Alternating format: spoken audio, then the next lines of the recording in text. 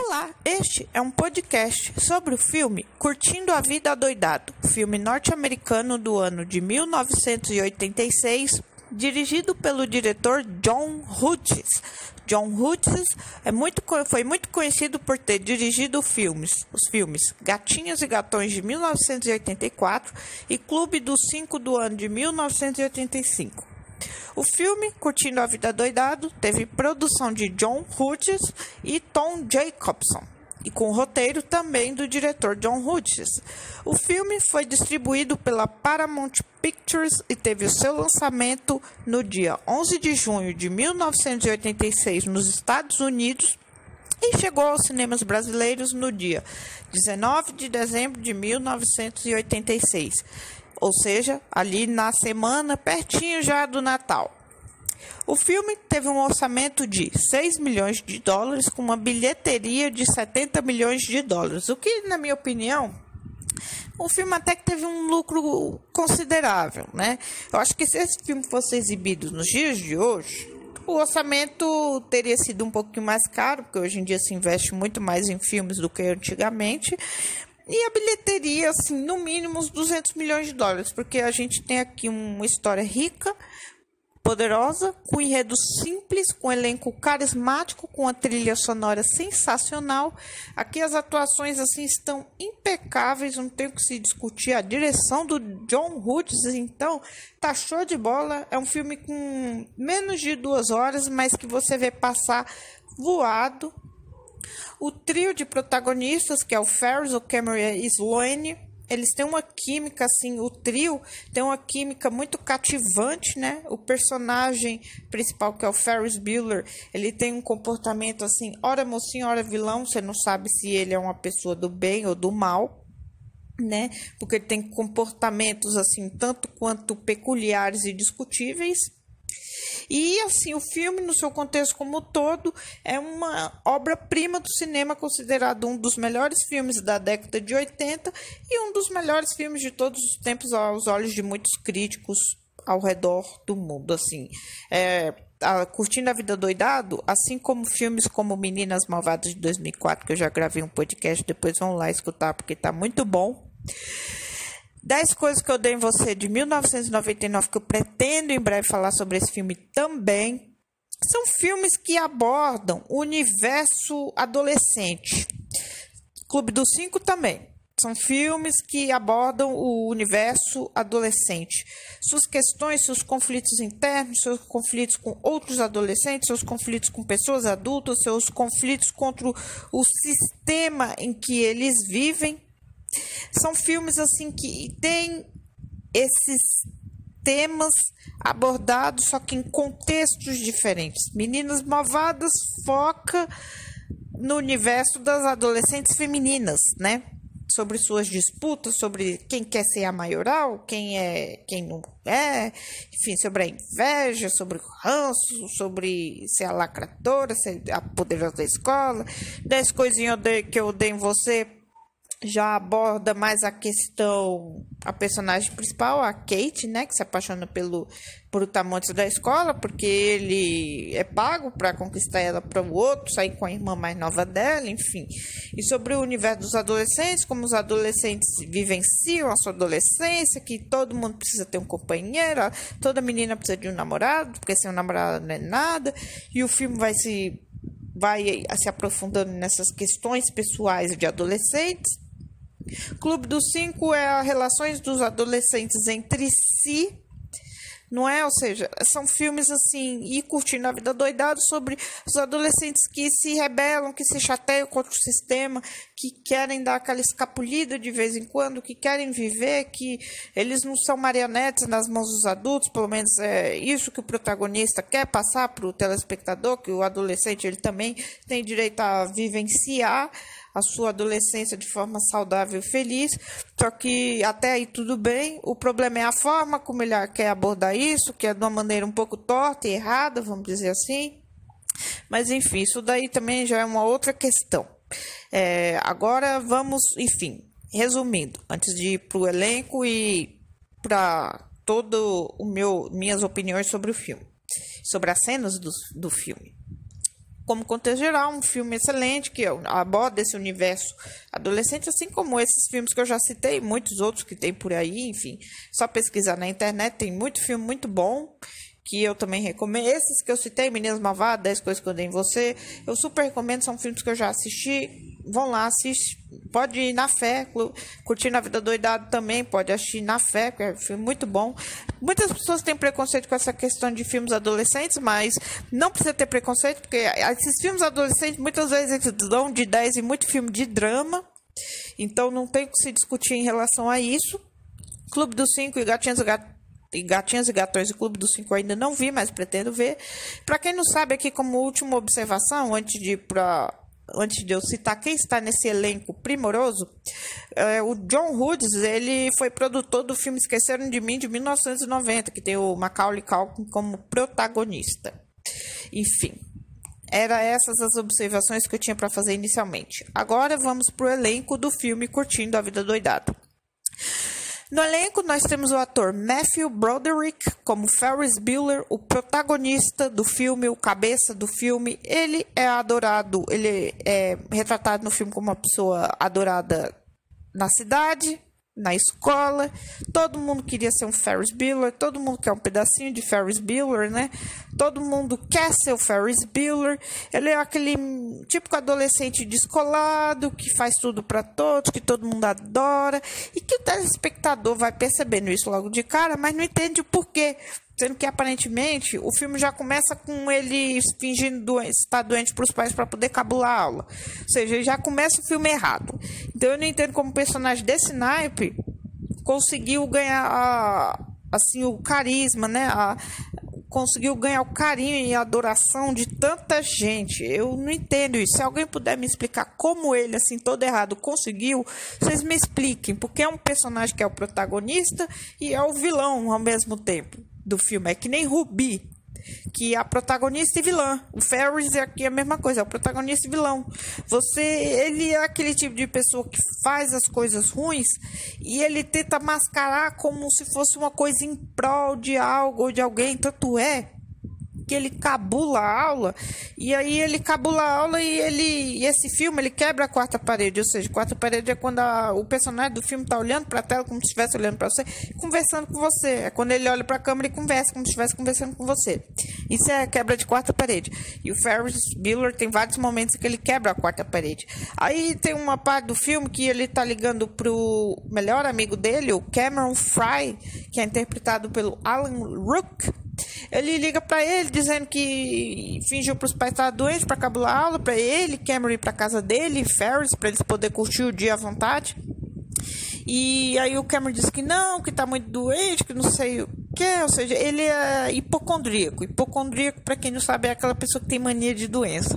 E além de ser hipocondríaco, ele tem depressão, ele sofre muita pressão do pai na casa dele, a mãe dele tá cagando para ele, ou seja, é uma família toda desestruturada, não é à toa que ele é desse jeito. O Ferris Bueller, durante o filme, ele faz vários comentários sobre o Cameron, sobre o jeito dele, sobre a família dele, que ele entende o Cameron como se ele fosse um psicólogo, uma pessoa extremamente sentimental que se importa para os outros. O Cam, que ele entende o Cameron ser daquele jeito, mas no fim das contas o Ferris é aquele tipo de pessoa que só se importa com ele mesmo. Aí, para não ficar assim muito evidenciado, ele faz alguns comentários e finge que tudo que ele faz é em prol dos outros, ou seja, ele tenta enganar o telespectador dizendo que tudo que ele está fazendo, matar a aula, ir para os lugares, fugir e tudo, é tudo para o Cameron ter um dia feliz, mas não é tudo porque ele, Ferris, faz isso pra ele. Tanto é que ele fala, é a 9ª vez que eu mato aula. Se eu continuar assim, uma hora meus pais vão me pegar. Ele fala isso no começo do filme, depois que os pais saem do quarto e ele sai da cama, porque ele não tá doente por nenhum, enfim. E é basicamente isso. E o Cameron, que não falei, ele é uma pessoa triste, depressiva, hipocondríaca, toda desestruturada, uma família muito doida, maluca, varrida, enfim. E ele também, ou seja, ele faz parte desse ciclo. O pai, que não falei, é um pai escroto, marrento, que bota pressão nele pra tudo. A mãe tá nem aí pra ele, tá cagando pra ele. Ou seja, não tem ninguém se importando com ele. Então, é até justificável ele ser desse jeito. Mas o Ferris quer enganar o telespectador, dizendo que se preocupa com ele, mas não se preocupa com ele por nenhum. Tanto é que ele matou aulas várias vezes, e em nenhum momento foi pro Cameron, foi pra ele. Ferris sair por aí vadiando, enfim.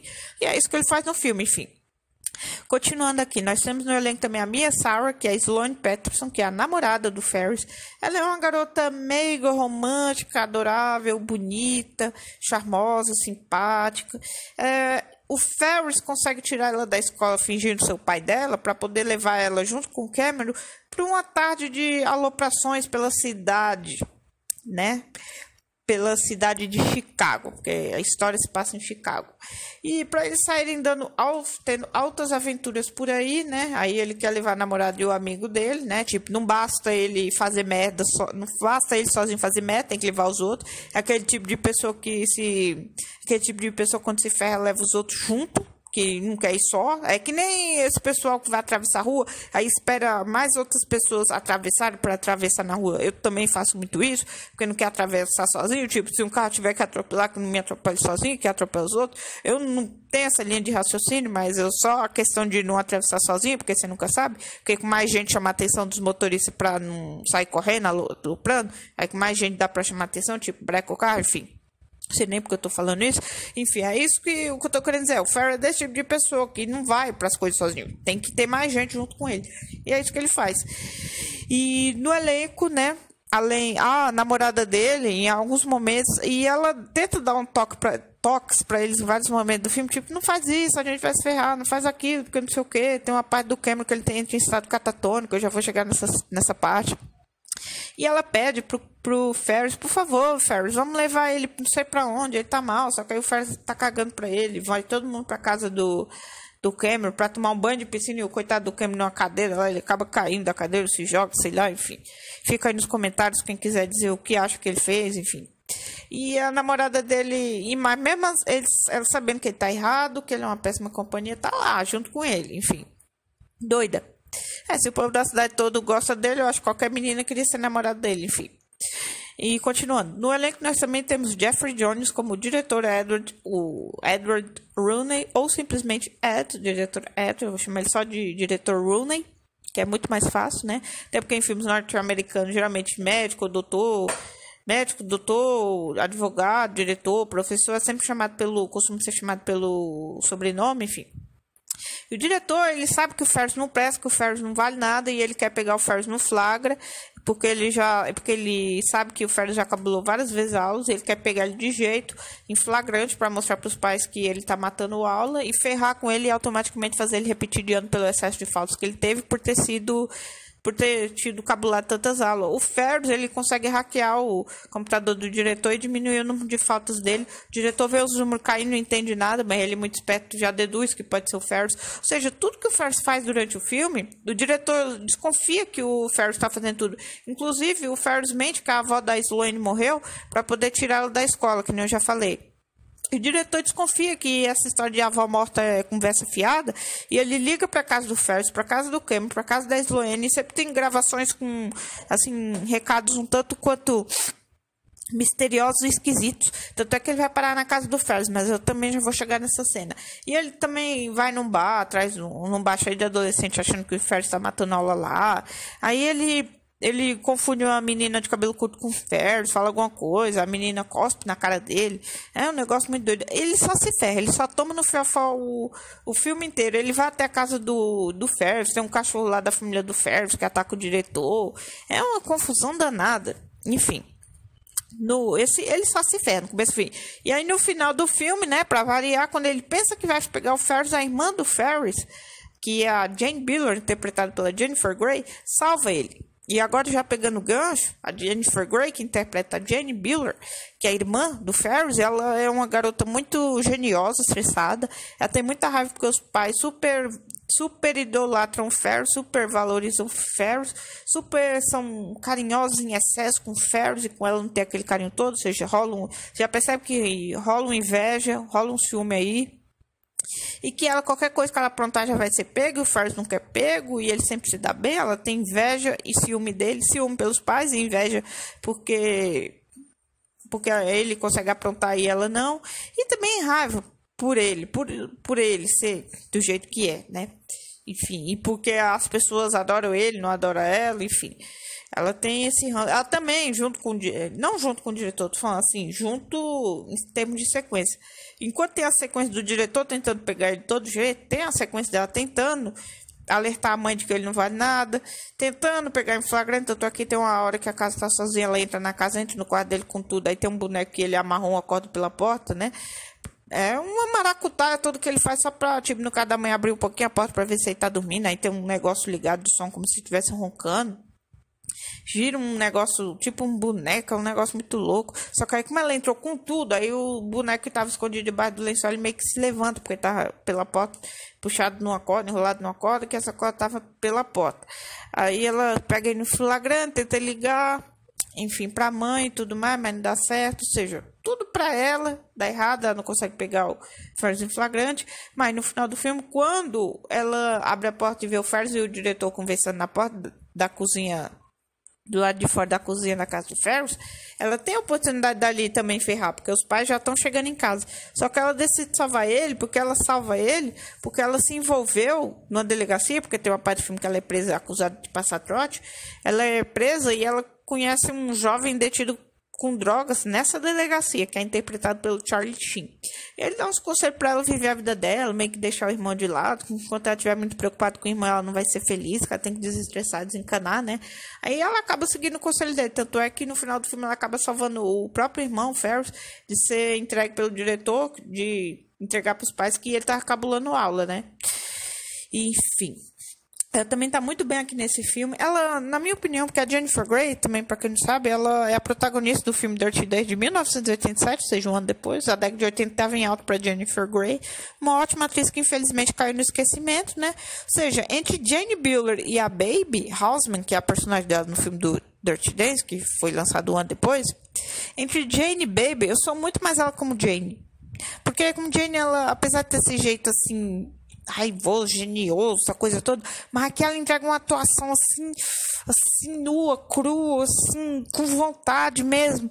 Não, a Baby já é aquela coisa meio Bella Swan, meio Anastasia Steele, aquela mocinha bocó que se apaixona pelo cara bonitão, que todo mundo quer, mas que ele tá cagando pra todo mundo, e enfim, aí ele trata ela que nem lixo, e mesmo ele tratando ela que nem lixo, destratando, porque o personagem do Patrick Swayze trata ela que nem lixo até altas horas, e depois que começa a se envolver com ela, porque esses filmes também tem isso, do nada, o cara que não queria ninguém quer a menina bocó, e enfim, é uma confusão só. Aí só sei que aí no fim das contas ela acaba se envolvendo com ele, aquela coisa toda, mas enfim, o que eu tô querendo dizer, ela como Jenny nesse filme e como Baby no outro, são muito mais a atuação dela aqui nesse filme de Curtindo a Vida Doidada como Jenny, porque aqui ela entrega uma atuação assim com louvor. Ali a mocinha, a típica mocinha bocó que se apaixona pelo cara, aquela coisa tudo bem Bella Swan e Anastasia Steele, né?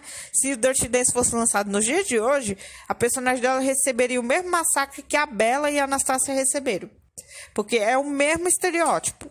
É que nem eu já falei no podcast de 50 Tons de Cinza sobre esses estereótipos da menina mocinha bocó e tudo mais. Eu ainda pretendo falar sobre Dirty Dancing um dia e aí eu vou reforçar esses estereótipos também.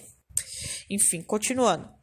E também aqui no filme nós temos a Cindy Pickett como Kate Buehler, que é a mãe do Ferris Bueller, e Lyman Ward como Tom Buehler, que é o pai do Ferris Bueller. Sobre os pais dele, eles não têm muitas cenas, são aqueles pais que acreditam exatamente tudo que o filho fala, que são cegos, o diretor tentando alertar, a irmã tentando alertar que o Ferris não vale nada, mas os pais parecem que meio que fecham os olhos. Eles tapam o sol com a peneira, não querem ver que o filho é um marginal total, né? Se é um moleque arruaceiro, que não tem limites, que precisa de freio. Eles não, ou porque, na minha opinião, eles não querem ver isso. Porque é a única explicação. Esses pais que passam muito a cabeça na mão do filho, para mim é porque não é que não vê que o filho é desse jeito, é que não quer ver, quer idolatrar ele no pedestal como se fosse um santo. Não é o caso do Ferris Bueller, é tudo, menos um santo.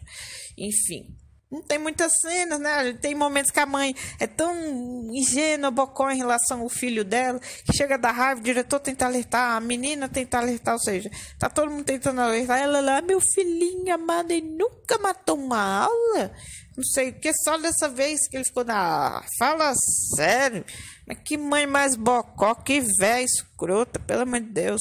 Pai também, a mesma linha de raciocínio, é aquele pai descolado, tu quer ser meio descolado, mas outro bocó, não. Esses pais, Deus me livre, Deus dispensa. Não, assim, né, melhor ter esses pais do que não ter pai, mas assim, em termos de criação, dispensa, troca por outros que dêem educação melhor, pelo amor de Deus.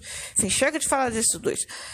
Agora vamos para o nosso top 10 de melhores cenas do filme Curtindo a Vida Doidado, do ano de 1986. Vamos lá rapidamente. Em 15º lugar, eu fico com a cena em que os manobristas, em que o Ferris confiou a Ferrari do pai do Cameron, a cena em que os manobristas passeiam com a Ferrari pelo Chicago afora, por várias ruas, eles saem correndo com o carro, com tudo, com as caras assim, muito engraçadas, muito carismáticas. Essa cena eles não dizem nada, mas as caras e bocas que eles fazem já diz tudo. O carro meio dando a impressão de voar, de tão rápido que eles estão correndo. E com a música de Star Wars no fundo, é simplesmente uma cena icônica e sensacional. Ela foi parodiada essa cena em vários filmes, assim, desses filmes que faz paródia, referência e homenagem para filmes clássicos do cinema, que esse filme também é um clássico, merece todas as homenagens do mundo.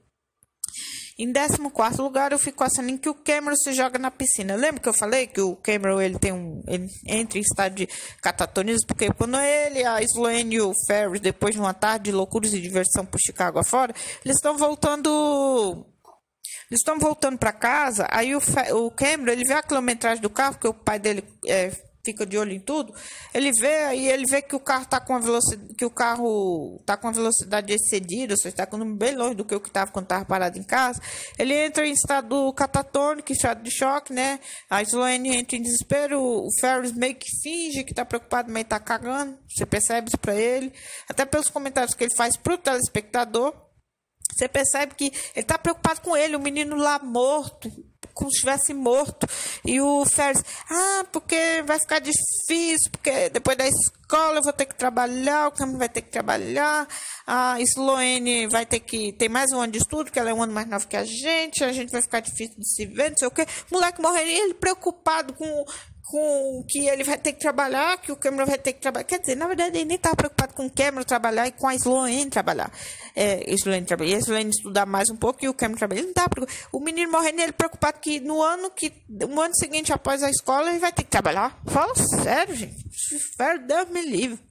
Enfim, aí continuando aqui rapidamente, porque aí depois daí, em vez de levar para o hospital, se preocupar, tentar dar um sacode, acordar ele, não, aí eles vão todo mundo para casa do Cameron, ele Ferris e a Sloane lá de boa na piscina, ela finge que se preocupa com ele, mas vai na onda do Ferris, não tem jeito.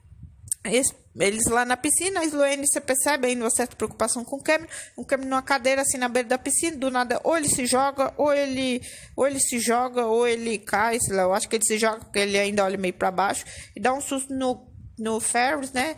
Pro Ferris achar que ele caiu e morreu na água, e depois ele acorda do nada e diz que peguei vocês são abestados, igual a Tiririca.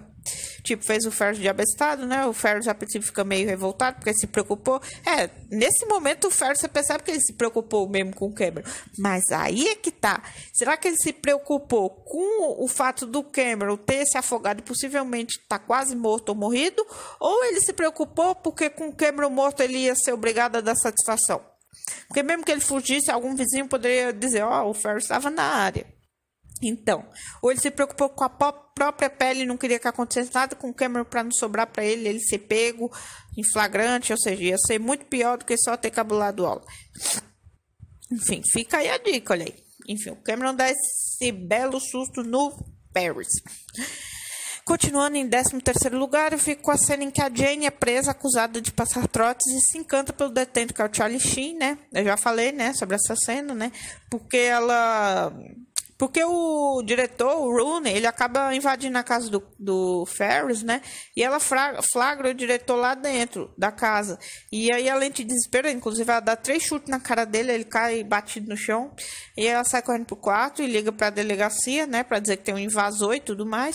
Só que, nesse meio tempo, né? Ela é tão esperta que ela liga o interfone da casa, né? Enquanto o diretor ainda tá lá dentro da casa e diz pra ele que ela chamar a polícia, que é melhor ele ir embora, aí ele vai embora, né? E nesse meio tempo até o carro do diretor se fode, porque o carro dele estava estacionando em frente ao hidrante. Aqui no Brasil não tem hidrante, mas para quem não sabe rapidamente, um contexto aqui rapidamente. Hidrante é um negócio que solta água, aquela coisa toda, enfim. Aí você não pode estacionar nenhum tipo de veículo porque o seu carro está sujeito a guincho, porque não pode ficar estacionado na frente de hidrante. Não sei porquê, mas enfim, pesquisem, aí já não é problema meu. O caso é, ele estacionou na frente do hidrante, que estava na frente da casa do Ferris, e por isso o carro dele é rebocado dali automaticamente. E aí ele vê o carro dele indo embora quando ele tá saindo da casa, aí ele sai correndo atrás do carro, mas não adianta nada, né? E ele já tá com a roupa toda ferrada, porque o cachorro meio que tava mordendo ele, tentando atacar ele. Ele deu um sacode no cachorro depois, né? Deu uns negócios pro cachorro comer, e aí o cachorro dormiu. E ele já tá todo zoado, parece toda já depredada, né? Igual o quarto lá do filme do Se Beber no Caso. Já falei sobre esse filme, o podcast tá muito bom, depois vão lá dar uma ouvida. Enfim, aí ela liga pra polícia, a polícia vai até a casa dela, essa parte não tem no filme, mas aí como não tinha nenhum bandido lá dentro, ela é acusada de passar trote e é levada pra delegacia, né? E aí ela conhece o personagem do Charlie Sheen, dá uma chamada nela, tipo, viva sua vida, deixa seu irmão pra lá, se ele vai se ferrar ou não, não é problema dele. Viva sua filha, você vai ser feliz. E aí a partir dela decide seguir o conselho dele, até a mãe dela chega lá pra tirar ela da cadeia, né, e ver ela lá os beijos com o Charlie Sheen, né. O personagem dele não tem nome, enfim, isso é conhecido como o jovem detento da delegacia. Enfim, essa é a nossa 13ª melhor cena. Em 12º lugar ficou a cena em que o Ferris, a Sloane e o Cameron vão ao restaurante. Ele chega no restaurante, o Ferris finge ser um rei da salsicha lá, ele vê uns nomes na lista, ele se finge passar por uma pessoa, o cara lá desdenha dele, né? Diz que vai chamar a polícia, não sei o que, ele insiste que é a tal da pessoa, né? Aí o Ferris, tem uma hora que o homem sai da frente deles e vai atender outra pessoa, aí o Ferris aproveita e diz pro Cameron e para um outro telefone para poder ligar para aquele outro telefone, como ele sabia o número, não sei, enfim. Aí ele vai, faz isso, aí enquanto eles estão conversando, tem um telefone tocando, né? Aí o cara atende, aí ele meio que se ausenta, uma coisa assim. No outro telefone, aí a Sloane fala como se quem estivesse procurando esse rei da salsicha. O cara, ele descreve o próprio Ferris. Aí o homem acredita que o Ferris é o tal do rei da salsicha. Depois, na sequência, o Cameron, o telefone liga, fingindo ser um delegado de polícia, porque esse homem tinha ligado para a polícia antes, né? Aí deixado um recado que queria falar com a polícia, né? Aí, no fim das contas, para não ter problema, né? Com polícia na cabeça dele, tudo. Decide atender o Ferris, a Sloane e o Cameron. Aí eles acabam tendo um almoço tudo quanto agradável, né? No restaurante. Restaurante chique, por sinal. E aí o Ferris aproveita para humilhar o cara. Ou seja, ele já tá todo errado, fingindo ser matando aula, fingindo ser uma pessoa que não é. Desrespeitando o cara ainda, ou seja, ainda vai humilhar. Fala sério. Enfim, em 11º lugar, eu fico a cena que o Ferris, a Sloane e o Cameron vão ao museu. Essa cena também é icônica, uma das melhores cenas do filme, sem sombra de dúvida. Ela é muito parodiada em outros filmes por aí, né? Enfim, os três olhando pro quadro, o Cameron olhando pro quadro, pros detalhes do quadro, e aí assim, com uma aparência bem sofrida, como se a pessoa do quadro estivesse sofrendo igual ele. Enfim, enquanto ele tá lá olhando vidrado pro quadro, como se tivesse estado catatônico e meio naquele sofrimento interno, o Ferris e a Sloane numa capela, presta atenção, numa espécie de capela, se beijando. Fala sério, gente, pelo amor de Deus. Enfim, em 10º lugar eu fico com a cena em que o Ferris chega a tempo em seu quarto. Isso já é no fim do filme, que nem eu falei, né? Que a irmã dele tá na porta da cozinha, né? E o diretor frente a frente, e o diretor ameaçando entregar ele, tipo, agora você não tem como escapar. E aí a irmã dele abre a porta e diz pro Ferris ir correndo pro quarto e diz pro diretor: ai, meu irmão foi correndo até o hospital, mas já voltou, obrigado por ter trazido ele, não sei o que. E o diretor fica, tipo, a irmã salvando ele, tipo, no eventual caso dos pais aparecer ali, ela vai dizer pra eles que o Ferris foi andando até o hospital. Ou seja, safando automaticamente a cara do Ferris por conta daquela conversa que ela teve com o menino lá da delegacia, enfim. E aí o Ferris sai correndo dentro da casa, vai pro seu quarto, tira a roupa, assim, a parte de cima da roupa, aí ele se deita, desliga o negócio, tira os bonecos, as coisas todas, que ele maracutou para não ser flagrado, os pais entram no quarto dele e vê ele do mesmo jeito que deixaram ele lá, dormindo tranquilamente, sereno, enfim. É tenso. Enfim, Em nono lugar, eu fico com a cena em que o Ferris foge de volta para casa após seu grande dia de folga, né? Depois da cena da piscina com o Cameron, depois da cena do Cameron destruindo o carro dizendo que vai enfrentar o pai dele, eu já vou chegar nessa cena. Aí depois disso tudo, aí o Ferris leva a namorada dele, a Sloane, pra casa. Aí depois que a Sloane tá em casa, ele sai correndo desesperado, entra no carro de gente estranha, cumprimenta duas mulheres que estão tomando banho de sol, ou seja, até na hora do... Ou seja, mínimo de respeito pela namorada, tá lá, todo... Só porque as mulheres estavam quase peladas, ele vai lá cumprimentar, dar aquela chavecada básica, ou seja... Isso porque tinha dito pra namorada que amava ela, que queria um dia se casar com ela. Fala sério. Enfim, pior é a Bocó no final do filme acreditando.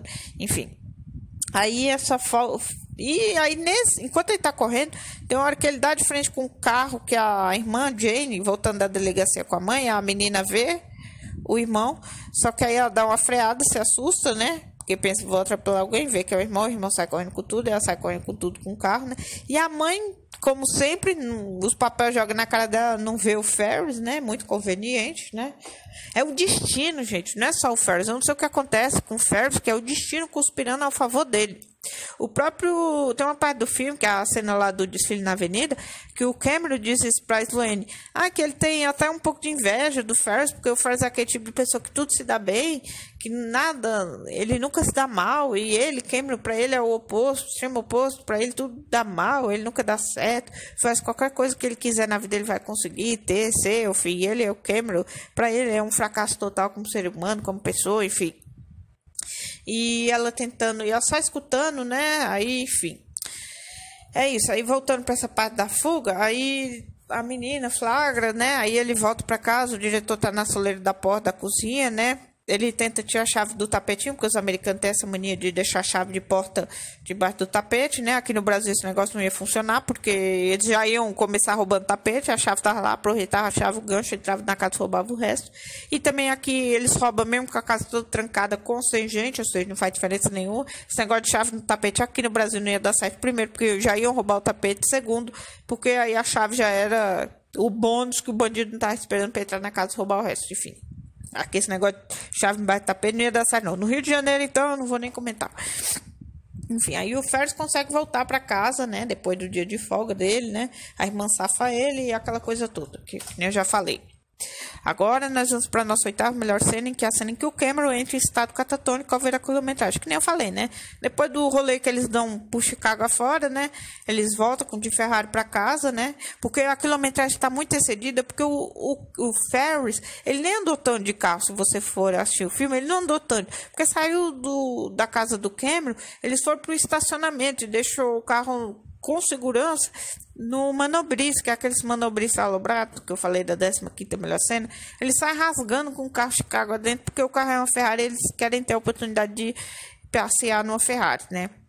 E foram com tudo, por isso que o carro tá com a quilometragem astronômica, mais de 3 mil e alguma coisa, ou seja, e o Cameron, tem uma parte que o Ferris e o Cameron vão ver lá a Ferrari, né, os carros do pai do Cameron, e o Cameron diz, meu pai ele nem dirige esse carro, só fica admirando, endeusando, limpando, e ele checa a quilometragem para garantir que ninguém vai usar o carro, e esse ninguém é ele, dito cujo Cameron. E o Ferris leva o carro mesmo assim, né? Mas eu já vou chegar nessa cena. E o Cameron, ele... Então, aí voltando. Quando eles estão voltando o carro, ele vai ver a quilometragem, vê aquele número astronômico e ele entra em estado de choque, estado catatônico. E o Cameron cagando... O Ferris cagando pra ele. E a Sloane muito preocupada. Só que não tem nada que ela possa fazer, porque ela sozinha não tem como fazer muita coisa. Ela precisaria da ajuda do Ferris para poder ir pro hospital ou para qualquer outro lugar ou pedir ajuda. Mas como o Ferris tá cagando para ele, vocês já sabem, né? Vai para casa do Cameron tomar banho de piscina e o Cameron que tome no fiofó. Em sétimo lugar, eu fico com a cena em que a Jane flagra o Rooney dentro de sua casa, né? Que nem eu falei, o Rooney vai até a casa do Cameron, né? Aí ele dá um jeito de conseguir entrar dentro da casa. A Jane tá voltando da escola para casa, né? Ela ouve um barulho estranho. O Rooney também ouve um barulho estranho dentro da casa. Ambos dentro da casa ouvem barulhos estranhos. Esses barulhos estranhos são barulhos de um e do outro. Cada um pensa que é o Ferris voltando para casa. E os dois tentam se surpreender achando que surpreendeu o Ferris, mas acaba se surpreendendo. Ela entra em desespero quando vê ele, dá um grito bem alto, dá 3 chutes na cara dele, o cabra cai desmaiado no chão. Cena sensacional, já falei sobre essa cena, enfim. Esse flagrante dela com o Rooney dentro da casa dela também é sensacional. Em sétimo lugar, eu fico com a cena em que o Ferris finge ser pai da Sloane. Ele liga para a escola para dizer que a avó da Sloane morreu, e aí ele vai disfarçado, né, de senhor mais velho, né, até a escola para poder pegar a Sloane, né, e engraçado que aí quando a Sloane tá na porta da escola com o diretor, aí o Ferris aparece, só que como ele tá de longe com a Ferrari com um chapéu e um tipo um roupão, assim, umas blusões, assim, parecendo cardigan, sabe, aqueles blusões, assim, aquelas roupas de detetive, enfim. Aí o diretor de longe pensa que é uma pessoa mais velha, aquela coisa toda. Aí a gente se aproxima do Ferris, eles dão um beijo na boca muito demorado. O diretor acha estranho, ou seja, o diretor é um panaca total. Ele tenta pegar, ele só é esperto no quesito de que sabe que o Ferris não vale nada. É só nesse quesito que ele é esperto, porque ele é burro, ele não consegue pegar o Ferris, ele se mete num monte de roubada e não tá nem aí. Não tá nem aí. Assim, ele só quer pegar o Ferris, mas aí não dá certo, porque, né, enfim. As confusões que esse diretor se mete. E é triste, se você for ver o final do filme, é triste, porque no final das contas, quando ele tá com a faca e o queijo na mão, o Ferris ali na frente dele, os pais chegando em casa, e aí a irmã vai lá e salva ele, ou seja, tá com a faca e o queijo na mão, a irmã toma a faca, toma o queijo, joga a carteira do diretor que ele esqueceu dentro da casa no chão, acorda o cachorro ataca o diretor, ou seja, o fim do filme é o diretor sendo atacado pelo cachorro e não conseguindo pegar o Ferris, sendo que ele tava com a oportunidade perfeita para pegar o Ferris. Dá até dó do diretor. O diretor é um escroto, é um escroto. É uma pessoa besta, é um tonto, é um escroto, é um escroto. Mas ele tava certo no quesito de que tinha que pegar o Ferris. E ele não consegue pegar o Ferris, ele só se dá mal, enquanto o Ferris, que apronta tudo, se dá bem. Apronta tudo e ainda se dá bem, isso que é o triste. Mas enfim. O Ferris finge ser o pai da Sloane, dá esse beijo demorado, de boca na frente do diretor, ou seja, não basta só roubar a Ferrari do pai do Cameron, matar a aula, enganar os pais, e ainda tirou o Cameron da casa dele, e ainda tá tirando a Sloane da casa dela, e tá fazendo o diretor e os pais dele de trouxa, ainda dá um beijo na boca, assim, afrontando o diretor, né? O cara é todo errado, pelo amor de Deus. O filme é muito bom, mas o protagonista, olha, é show de bola. É que nem o Coringa, né? Coringa é aquela coisa, é o protagonista, pronto, um monte de coisa que não presta, que não deve, mas tá todo mundo lá vangloriando. Se você for ver, o Ferris tem um pouquinho de Coringa, né? É só se atentar aos detalhes, enfim. Agora vamos para o nosso top 5 de melhores cenas. Em quinto lugar, eu fico com a cena do diretor Rooney, vai à casa de Ferris para desmascarar, como eu falei, né? Aí o Ferris, ele é tão sagaz que ele deixou uma gravação, no caso de alguém apertar a campanha para ir visitar ele, tipo, ele deixa umas gravações que a princípio até convence. Mas aí o que acontece? Essa gravação é tipo, tô doente, volta toda hora, não sei o que, ainda faz um drama de que se ele tentar se levantar da cama vai sair rolando escada abaixo, conversa sem pé nem cabeça. Mas, tipo, pra esse diálogo já serviu pra pessoa, tá ruim, então eu vou embora depois. O problema é que o diretor toca a campanha uma vez, aí tem toda essa gravação. Aí ele espera um pouco, toca a campanha de novo, e ele fica esperando um tempo e ele vê que, ele percebe, acaba percebendo que é uma gravação. E a partir daí que ele tenta entrar na casa, aí a pessoa não consegue, ele tenta subir na escada, quebra um negócio, acorda o cachorro, ou seja, é uma confusão danada. Em quarto lugar, eu fico com a cena em que o Ferris obriga o Cameron a passear junto com ele na Ferrari do pai do Cameron. O Ferris vai até a casa do Cameron e aí eles vão até a garagem, né? O Ferris, ele diz pro Cameron porque o Ferris fez o Cameron, olha só. É incrível.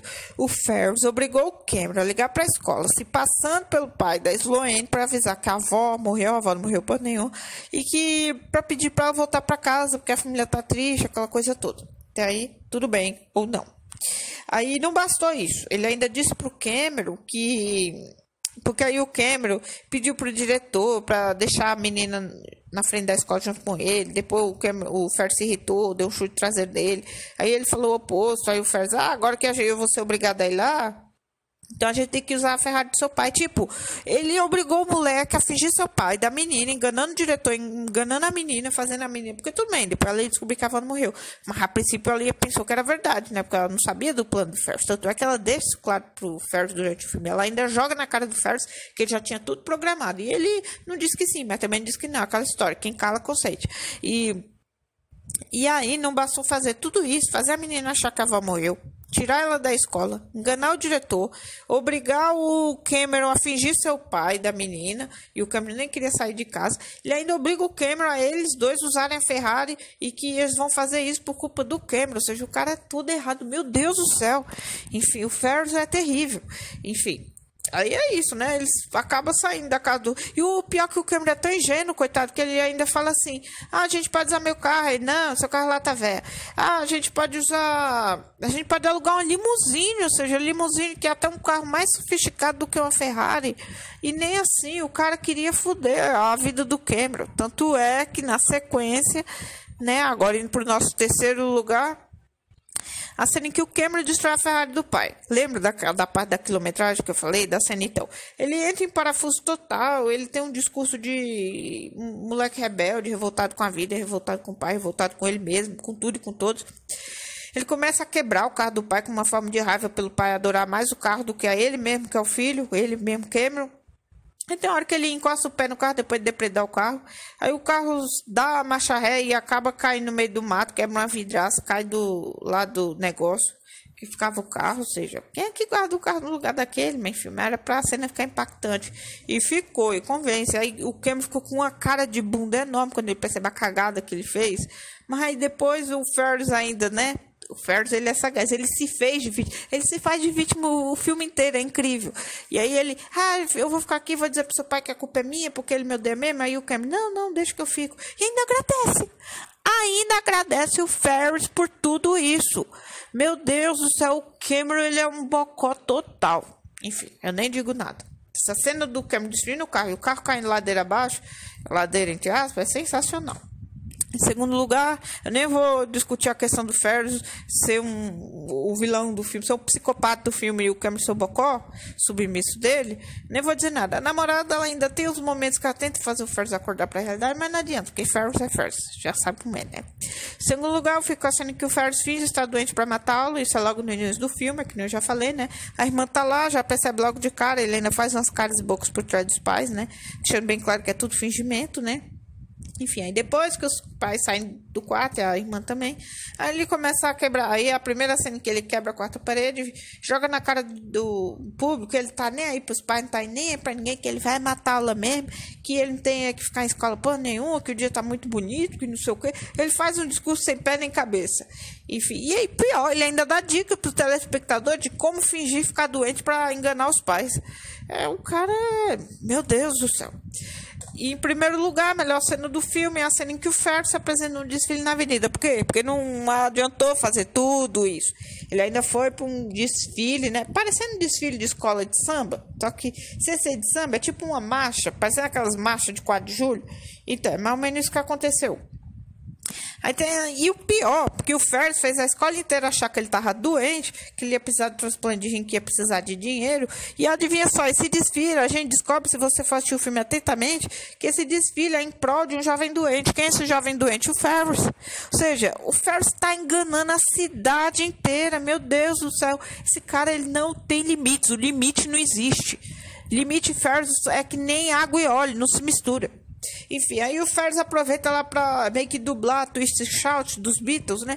Uma cena icônica, sensacional, show de bola. Apesar do protagonista ser toda essa desconstrução de tudo que uma pessoa não deve ser, enfim, ainda assim essa cena é sensacional. E enquanto o Cameron tá abrindo seu coração para as Luanne, sobre seus sentimentos, sobre tudo, sobre a vida dele, até se comparando com o Ferris, tipo, enquanto o Ferris tem tudo, eu não tenho nada, enquanto a vida sorri pro Ferris, pra mim é de cara fechada, e ele, assim, soltando seus sentimentos, soltando pra fora tudo que tá sentindo, tudo que tá fazendo mal, e a menina lá escutando, e meio que compadecendo, tentando consolar aquela coisa, tudo, o Ferris lá, todo feliz e animado. E o pior é ele dizer depois que fez tudo isso pra alegrar o Cameron, né? É que nem eu falei, o cara é todo errado, não tem jeito pro Ferris mesmo, né? Enfim, agora vamos aqui rapidamente algumas curiosidades sobre o filme Curtindo a Vida Doidado.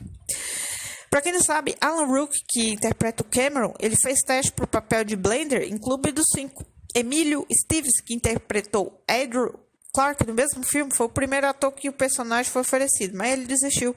Anthony Michael Hall, do mesmo elenco e colaborador frequente de Hudson, do diretor, foi outro que disse não. Para quem não sabe, a família Bueller era formada por casais da vida real. Lyman Ward e Cindy Pickett, que interpretam os pais do Ferris, namoraram na época em que o filme foi produzido. Eles se casaram e ficaram juntos até 1992 e tiveram filhos, olha só. O Matthew Broderick e a Jennifer Grey, que são irmãos do filme, e no filme eles se odiavam, né? São dois irmãos que se odeiam. Eles também namoraram e chegaram a ficar noivos, né? Só que aí depois eles terminaram o noivado. Para quem não sabe, Alan Rook já tinha 29 anos quando interpretou o Cameron. O Matthew Broderick tinha 23 anos. A única que tinha uma idade ainda escolar era a Mia Sara, que é a Sloane, que ela na época tinha 18 anos. O Charlie Sheen, que ele fez aquela cena da delegacia como jovem delinquente detido, ele ficou 48 horas sem dormir para poder parecer drogado. E foi uma exigência do papel, que ele tinha que ter essa aparência. Eles não exigiram que ele ficasse 2 dias sem dormir, só exigiram que ele tivesse um aspecto de drogado, cansado. Ele ficou 2 dias sem dormir para isso. Isso aqui é empenho por uma única cena. Imagina se ele tivesse sido contratado para o filme inteiro. Para quem não sabe também, Rob Lowe, John Cusack, Jim Carrey, Johnny Depp, Tom Cruise, Robert Downey Jr. e Michael J. Fox foram considerados para o papel de Ferris Bueller. Imagina o Johnny Depp, o Tom Cruise ou o Robert Downey Jr. para o papel de Ferris Bueller. Para quem não sabe, Robert Downey Jr. é o protagonista da franquia Os Vingadores. Ele é o Homem de Ferro. Imagine o Johnny Depp, o Tom Cruise ou o Robert Downey Jr. nesse papel. Também ficaria muito bom, mas é que o Matthew Broderick aqui deu um show de atuação. O personagem não vale nada, o personagem não vale nada. O personagem não tem um pingo de caráter, não tem um pingo de caráter. O personagem é do tipo egocêntrico, só liga pra si mesmo? Sim, só liga pra si mesmo. Mas ainda assim ele entregou uma atuação aqui a nível Oscar, porque o que o personagem convence, você percebe que não vale nada, você fica com raiva dele em vários momentos, mas ainda assim ele entrega uma atuação aqui, ó, primorosa. E para quem não sabe, continuando aqui com as curiosidades, a Ferrari GT 250 California Spider 1961, que é destruída, né? Na verdade, não foi uma Ferrari de verdade, era uma réplica. E eles enganaram os fãs da escuderia italiana, que escreveram com muita raiva a produção do filme, que foi uma heresia acabar com um dos 104 modelos comercializados, ou seja, eles foram trouxa, eles acharam que a Ferrari de verdade não era só uma cópia, era só uma imitação, uma réplica. E para quem não sabe, foram construídas 3 réplicas em fibra de vidro e chassi.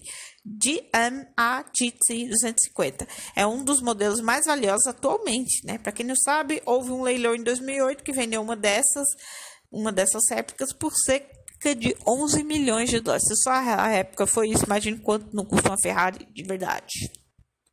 E aqui agora, como última curiosidade, que esse podcast está ficando muito longo, uma série ambientada antes dos acontecimentos do filme, ela chegou a entrar em exibição nos Estados Unidos em 1990, mas foi cancelada depois de 3 episódios. E para quem não sabe, a Jennifer Aniston foi o nome mais famoso do elenco, e ela interpretava nessa série a Jane, que é a irmã geniosa do Ferris Bueller. Eu acho que a Jennifer Aniston no papel, se fosse a Jennifer Aniston no lugar da Jennifer Grey, olha aí, 2 Jennifer, Grey e Aniston, a Jennifer Aniston também daria recado aqui, porque na série, assim, não deu certo, flopou, mas um pouco de atuação que ela entregou também foi sensacional, convenceu bastante. E as duas têm uma aparência, na época tinham uma aparência similar, se você for comparar assim. Não, as duas atrizes, elas não são parecidas, mas elas tinham um estereótipo parecido. Então, na minha opinião, assim, a Jennifer Grey na época era muito bonita, a Jennifer Aniston na época era bonita, é bonita até hoje. O que infelizmente se pode dizer da Jennifer Grey, mas a Jennifer Aniston, sem sombra de dúvida, muito mais bonita que a Jennifer Grey antes e agora, obviamente. Enfim, essas são algumas curiosidades sobre o filme Curtindo a Vida Doidado, um dos melhores filmes da década de 80, como eu já falei. Super recomendo, atuações aqui a nível Oscar, todo mundo tá muito bom, elenco carismático. Super recomendo, de nota de 0 a 10, 10 com louvor. Um dos melhores filmes de comédia de todos os tempos, um dos melhores filmes da década de 80. Vão lá, assistam, confiram, o filme tá muito bom. Nota 10, fico por aqui com esse podcast.